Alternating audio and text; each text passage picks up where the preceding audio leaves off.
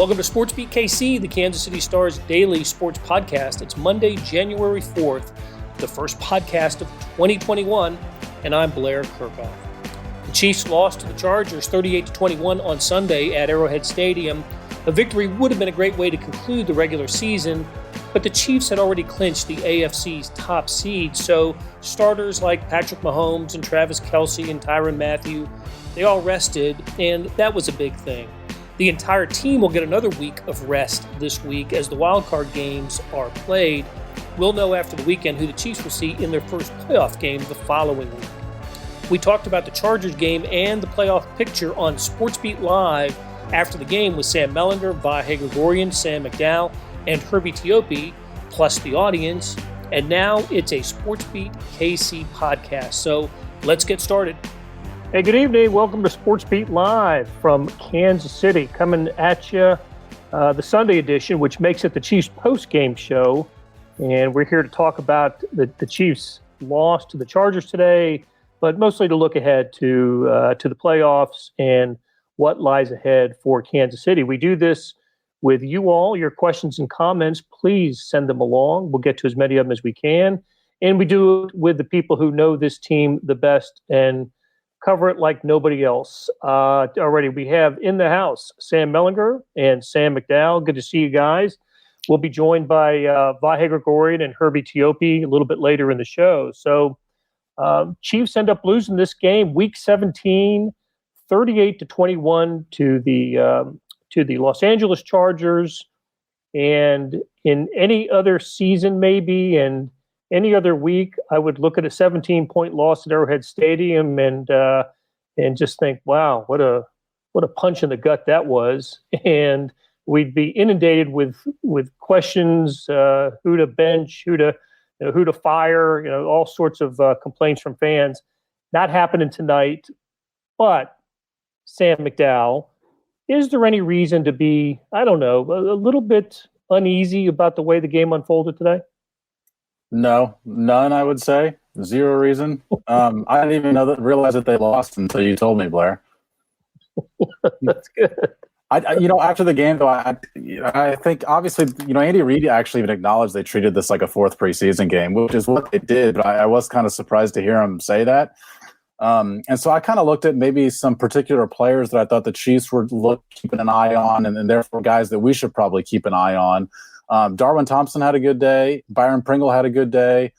Tim Ward had a sack, and that's a guy who doesn't have a lot of football experience. He's more of a project, and I think that's a good sign for him.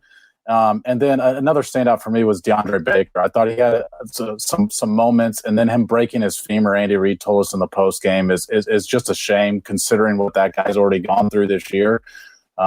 So I think they were another guy that they thought could develop, maybe even to a contributor next season. So those were the four guys I kind of focused on a little bit. Well, and look, Darwin Thompson did have a good 110 total yards from scrimmage, a couple of touchdowns. He only had one in his career as a rookie last year. So nice day for him. I agree with you. DeAndre Baker had the sack and seemed to be playing well. And then to break a femur, my gosh, former number one pick. And I think the Chiefs, we're thinking big things for him next year. So that's a shame. Tim Ward, interesting game, interesting player. Brett Veach has talked about him in the past. If you, and volunteers it. You don't ask him specifically about Tim Ward. He brings Tim Ward up, and guys that the Chiefs like. So, yeah, true on all counts. Sam, how about you, Melly? What's the takeaway from this? The Willie Gay thing's interesting. I didn't mention that. He got injured today with the ankle injury. Yeah, I mean, that's something to keep an eye on, obviously. I mean, that's one of the benefits of having the bye. Excuse me. Obviously, is that, he gets 2 weeks, but there wasn't really much of an indication on how serious they thought that injury would be. But he's a guy that gives them – I mean, I know we talk about this every time his name comes up, but he gives them sort of a dynamic on defense with that speed in that position that they really don't otherwise have. That would be not devastating. This isn't like Juan Thornhill, with the ACL right before the playoffs last year, which turned out to be okay, right? But it's not that big of an injury, but that's something to monitor. I would just underline, really what McDowell just said about both DeAndre Baker and Tim Ward. You know, he got the sack like you guys mentioned, but I felt like he got some pressures too.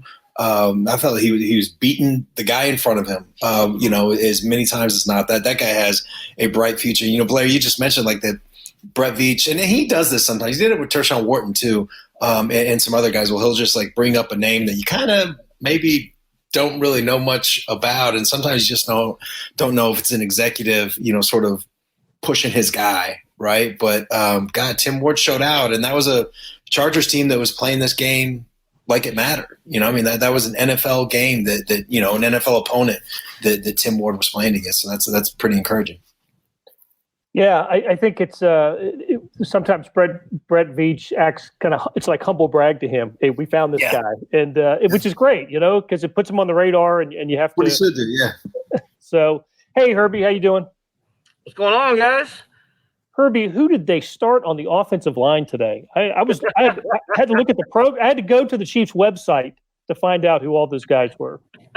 Hey, we know who Martinez Rankin is. We know who Wisniewski is at left guard.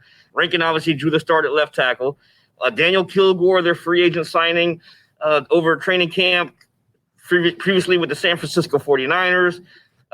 Right guard, hey, we had Mizzou guy, Mr. Durant. And then over at right tackle, a guy I know from New Orleans. Go ahead, Melly. Go ahead and do one of these. He did it. Formerly with the Saints. So, of course, I knew about him.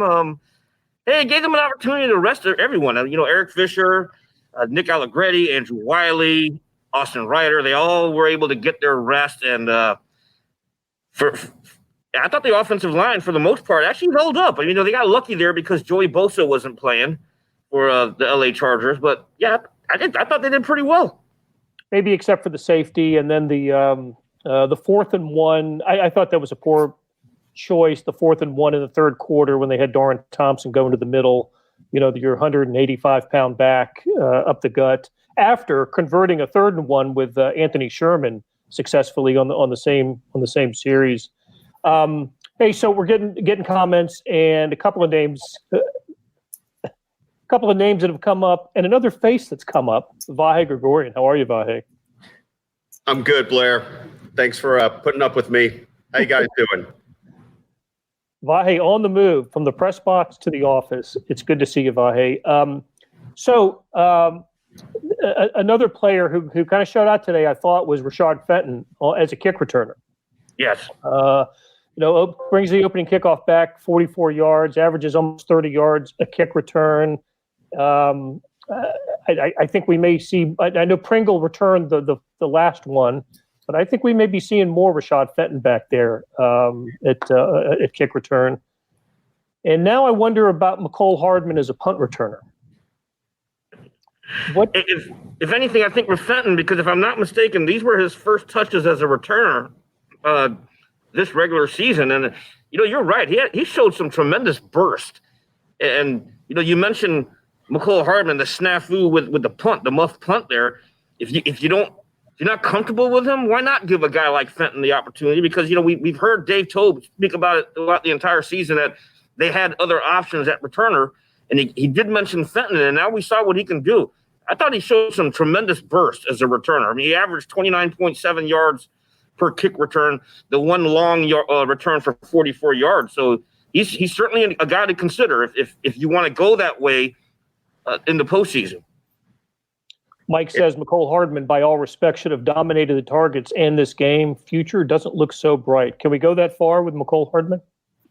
I don't know if you can say like definitively what he's going to be as a player going forward, but I do think it's fair to say that at least I thought that there was more in him this year. I thought we were going to see more out of him this year, and the production just hasn't been there.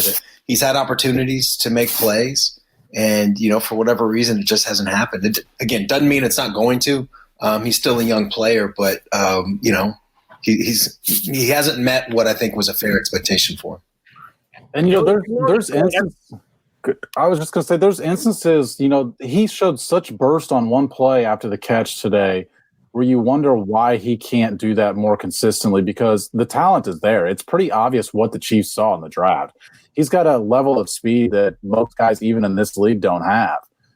And I am surprised that hasn't led to more consistency. And it's, to me, it goes back to what we've been talking about all year and even into last year. It's the route running.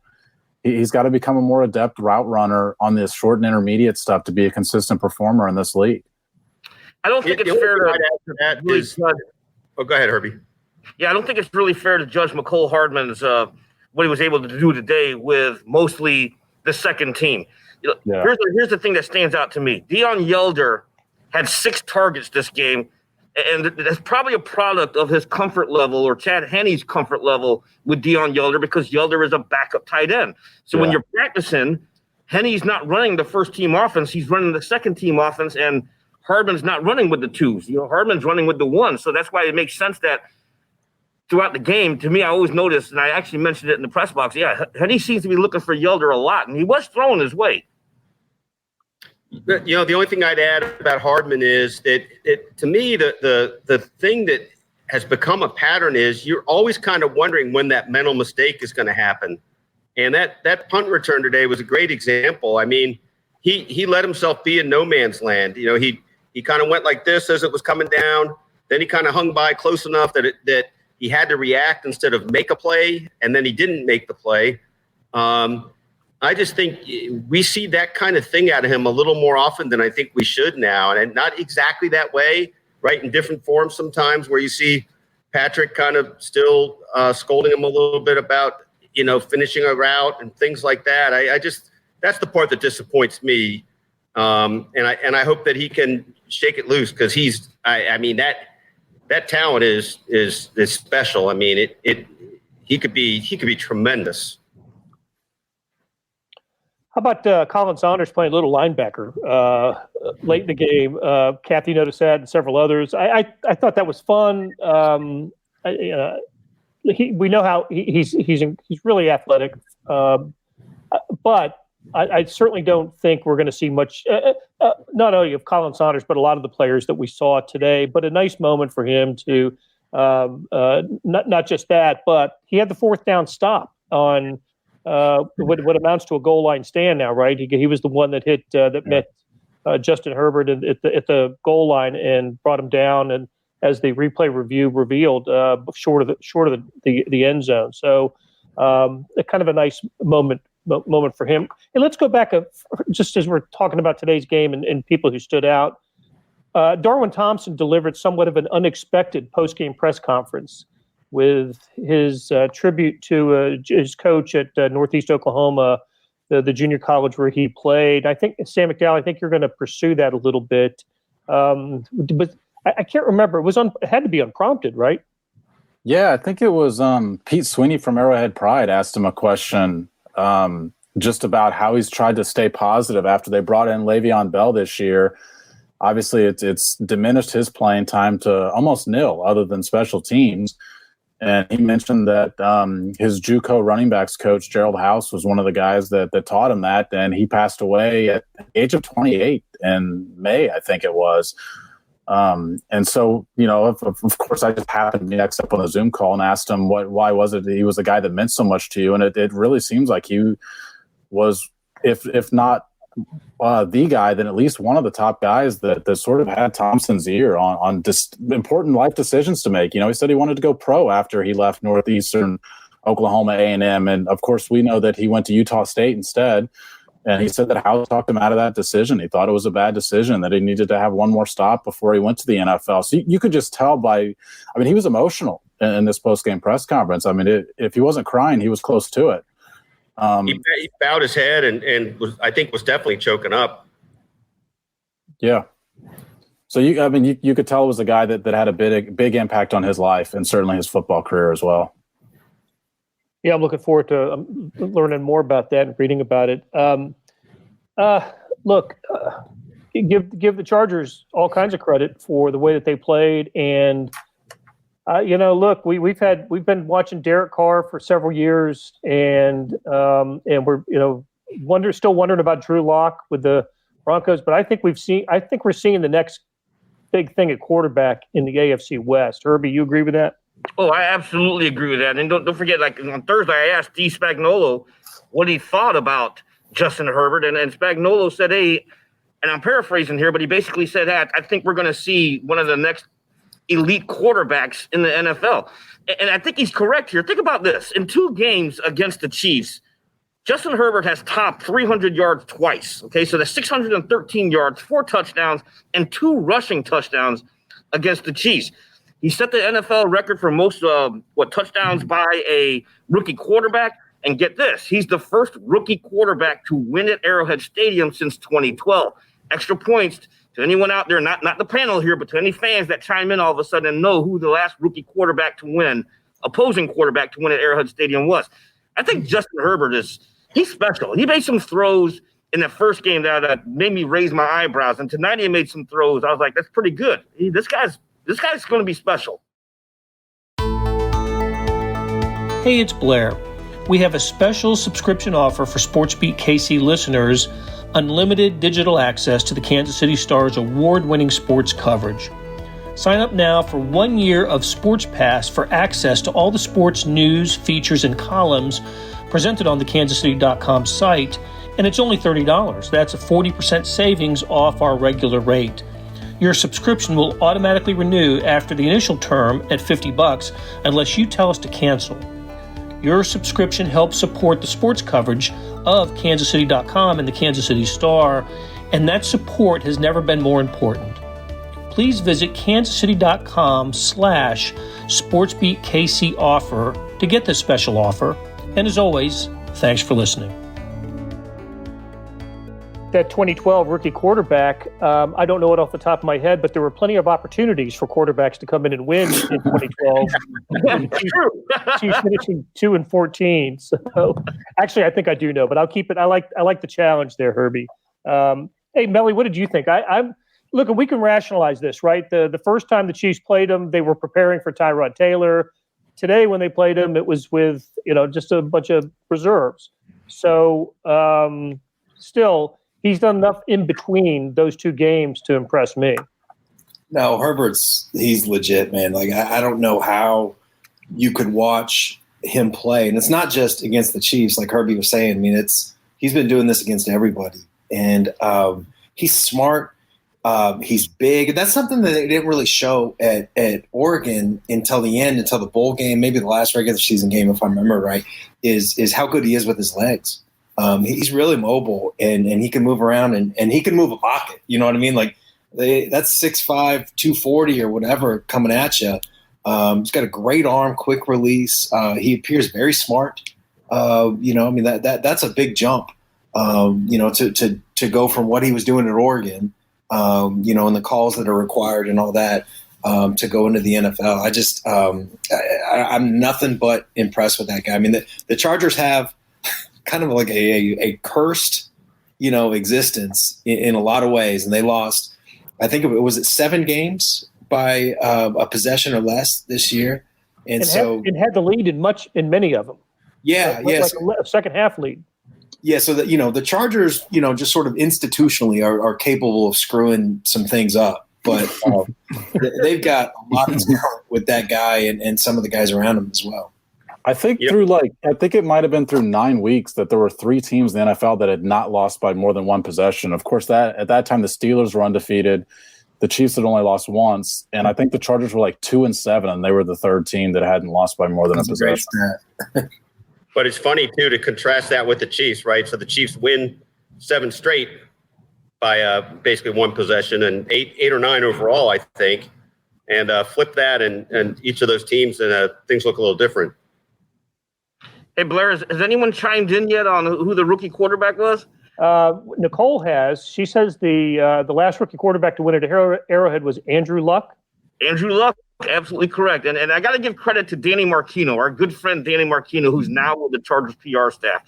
He actually alerted me to that during the game and said, hey, I don't know if you knew this, but Andrew Luck was the last rookie quarterback there, and our guy just beat the Chiefs at Arrowhead. So shout out to Danny Marquino, formerly of Chiefs PR, now with Chargers PR. Andrew Luck's last game was at Arrowhead, as it turned out as well. Playoff loss a couple years ago. So Rob asks, did the Chiefs get it right by resting their starters? It depends, right? I mean, if 15-1 was really important to you, Vahe, what do you think? They leave with a couple of injuries that, my gosh, I mean, one guy, I don't know how soon you come back from a broken femur, for gosh sakes. Well, you're right, and in a certain way, it's not like that really is what would have happened to somebody else, but it's a reminder of what's out there, right? You think first, do no harm. Blair, I and all you guys, we've talked about this before a little bit, but I was kicking this around a little bit with Sam Mellinger earlier. It does remind me a little bit of that 2015 scenario when the Royals were in Game 4, middle of the game, we're getting ready to write our stuff, and the sort of planning session is we're going to write about how all the moves backfired by like resting their players in September and everything, and how the season wasn't worth anything because of what happened, and then they win the game, and the whole narrative flips. And so I refer to that mostly just to say I think we're going to feel like we're going to judge whether they should have rested them entirely on how it goes from here. I'm sure that there'll be some skepticism if they come out slow and can't rebound like they did in all 3 playoff games last year. I tend to think Andy feels the horse under him, right? I mean, he's the guy who knows the pulse of this team. I think he knew what he was doing. You got to take advantage of the luxury of rest. And as Andy put it before, they're not going to forget the plays. I think it was the right move. And I don't think this game has any bearing in any way. I mean, I think it might bother some observers that they lost and all that, but I think anybody really drilled into it understands that this was a glorified exhibition game. Can I just say, like, I don't have any patience for somebody that thinks that the Chiefs should have played their starters today. That is a empty argument to me on every level. And, of course, like, it doesn't mean that, that Bashad Breeland or Charvarius Ward or Tyrann Mathieu, some other defensive back, would have broke his femur, right, the way that DeAndre Baker did. But, just to be able to say you're 15-1 instead of 14, I just they did the right thing, man. This team, you look at the salary cap and just like also just how they play, they are disproportionately reliant on those stars. And if you lose any of those guys, that's a potential disaster. That would have been a much more lively press conference, by the way, Zoom conference today after the game or something like that. Yeah. Well, I go back. Listen, I go back to the playoff game after the 2017 season, and they lost Travis Kelce to the concussion just before halftime in the playoff game with a 21-3 lead, and how that changed the game entirely for the Chiefs in the second half. And ended up losing to the Titans that day. So, I'm with you. I just don't see how Andy did the right thing. I guess we'll only realize this in hindsight. But how many times have we talked about it? And they showed the graphic today. Mahomes not playing as well in the last 4 games as the previous 12, and the Chiefs kind of lucky to scrape by the Falcons last week, and then they lose today by 17. Listen, they've been in this position before and have won the game. And Andy Reid had won his last 6 Week 17 games, whether he was playing his starters or not. And he lost his first one, and that was in overtime. Remember that in 2013, his first year with the Chiefs. And today it is what it is. I picked the Chargers to win the game. I think we all felt going into this that the Chargers were going to win this game. I thought the Chargers had a little more motivation today than maybe what a team with a 6-9 record coming in you'd expect. Just to, I guess, play a little bit of a contrarian on all this. Patrick Mahomes' last game, we all thought he was fooled by some of the stuff the Falcons were doing, and Melly wrote a great piece on it over the weekend. Him going 20 or 21 days without seeing anything like that in an NFL game, I'm not saying it should make you want to play the guy today, but I do think that's something that could be a storyline whatever day they play, whether it's January 16th, January 17th. I think that could be something we're talking about. He hasn't thrown an NFL pass in 3 weeks by the time they next play, and I think that could be a factor. I think so too. I think it's legit. But I am falling back on a little crutch here, and it's just a fun number that I checked out. Blair and I had been talking about this a little bit. So the Chiefs, with Mahomes as a starting quarterback, are 4-1 in the postseason. Before that, they were 4-16 in the postseason since their last Super Bowl. I just like the number. I just wanted to show off after we. I just respect the hustle, man. That was great. I just looked that up and wanted it to go somewhere in here. Yeah, exactly. All right. Hey, so anybody else scoreboard watching today? I was spending as much time watching other games as I was the Chiefs. So that's the nature of the beast. We have the playoff bracket. I don't think we have times yet. Maybe someone can double check. But we do know that the Bills are the 2 seed, and they'll play host to the Colts. Steelers are the 3. They play host to the Browns. Wow, Cleveland gets to go to Pittsburgh next week, and then the Titans pulled out a last play victory over the Houston Texans. They're the 4 seed, and they'll play the Baltimore Ravens. So, how does the bracket set up for the Chiefs? Does it matter? Is there anything to glean from the AFC bracket? So I actually think that this is as good, or maybe just as top heavy as the AFC's been in a long time. I think that any of those teams are capable of beating the Chiefs. And I really mean that. The Chiefs will be favored. They should be favored. I'm going to pick them against any other AFC team. But those guys, those other teams, this will be a tougher road. If the Chiefs get there, it'll be a tougher road to the Super Bowl than they had last year. I think regardless of who they play. It's a really good field. It's a really good field top to bottom. Hold up, Melly. You're saying the Browns can beat the Chiefs? Yeah. Really? You like Myles Garrett?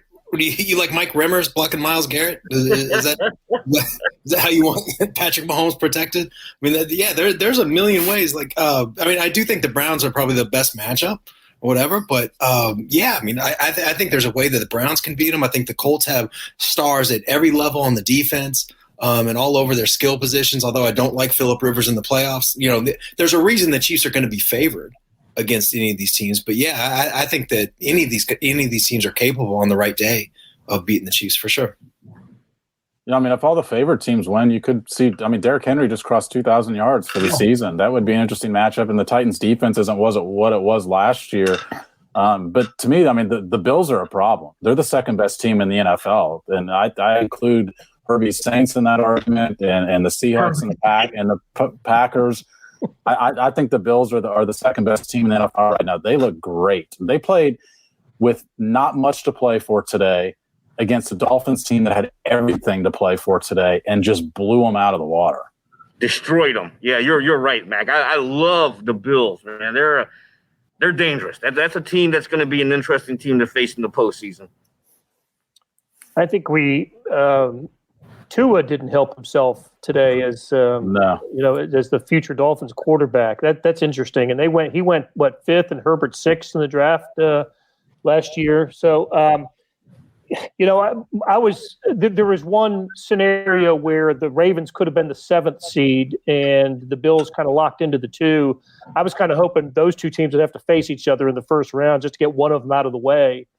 Because I think the Ravens, motivated, playing well, motivated for the regular season embarrassment in Baltimore by the Chiefs earlier this year. And I agree with you guys on the Bills. Just a really tough out. Of course, the Chiefs could not see the Bills into the AFC Championship game.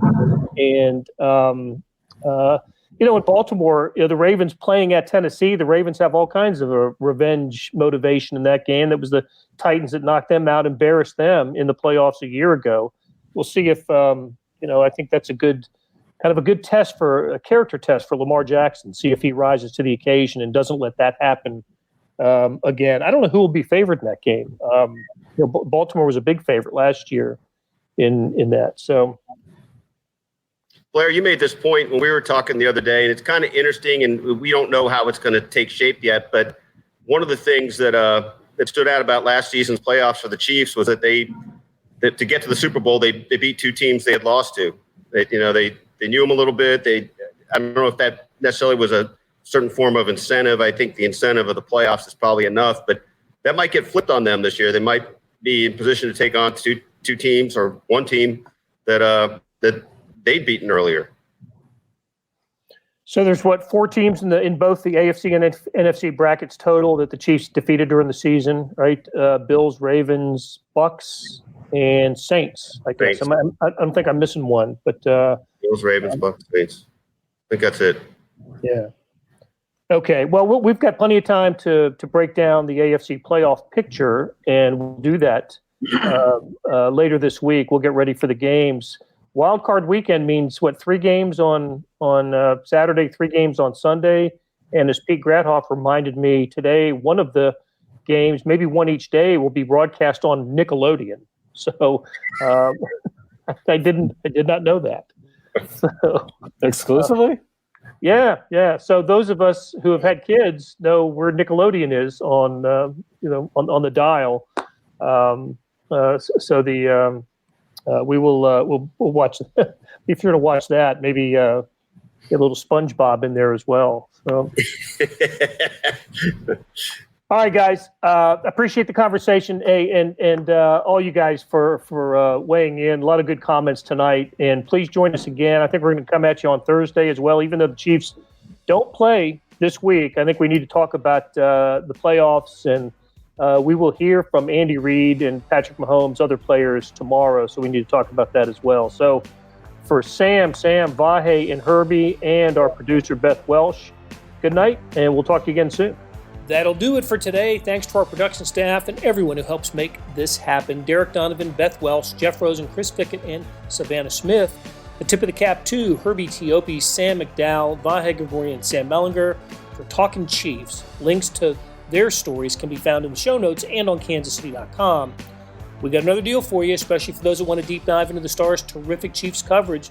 For a limited time, you can subscribe to Sports Pass for 99 cents a month. That's right, 99 pennies a month.